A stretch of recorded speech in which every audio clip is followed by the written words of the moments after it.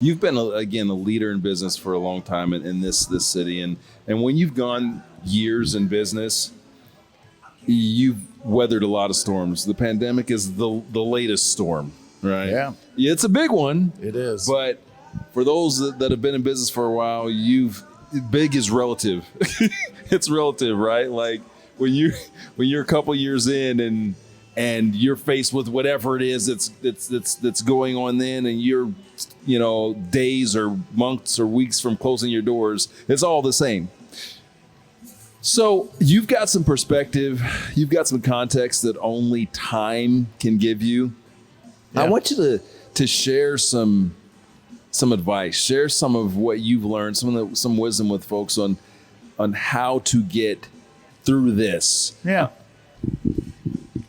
I mean, I have a few thoughts that popped into my head. One is it's always about rules and strategy. And but the thing about rules is in a pandemic, they change. Nothing's exactly the way it was 90, 120 days ago when this thing kind of showed up. 6 months now, for gosh sakes. You got to pivot. You got to know, okay, if I continue to live like it's always been, it may not be.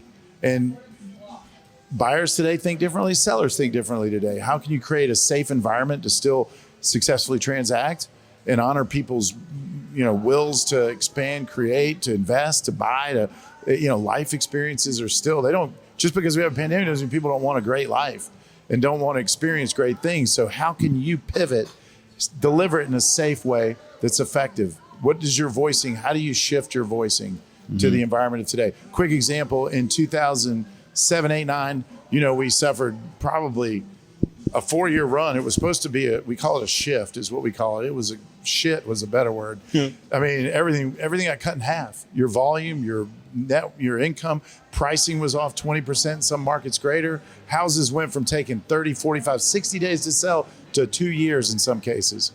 So you had to shift. So for me personally, I recognize that there's going to be an onslaught of foreclosures and corporate sales. And so I shifted and I earned some business with Fannie Mae and Freddie Mac. And during that span, my personal team sold more houses than we've ever sold before or after.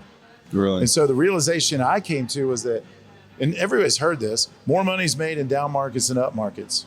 So the question is, are you ready for a down market? Do you have credit, capacity, influence? Are there people with capital behind you that when you find the deal, they're ready to throw down because the deal's that good? And as the influential person, you don't even have to have money if you bring the deal. And so what are you doing to create a bunker or safe harbor for that day when it comes? And by the way, this pandemic wasn't really on anybody's radar.